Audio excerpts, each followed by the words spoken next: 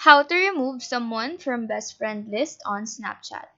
So go ahead and open your Snapchat application and then go to your profile page, which can be accessed by tapping on your icon here on the top left.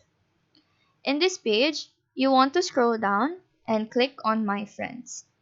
Unfortunately, you can't just remove someone from your best friend list in a straightforward way.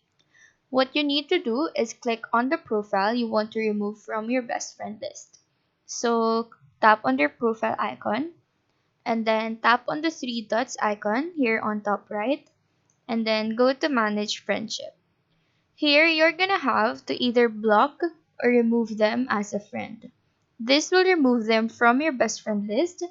After that, you can just send a friend request to them once again to add them as a friend only. The other method is to just stop snapping with them for a while. This will lead to Snapchat itself removing them from your best friend list. So that is how to remove someone from best friend list on Snapchat. Do let us know if this video helped you out, and if you have any question, feel free to drop them down below. Thank you for watching and have a nice day.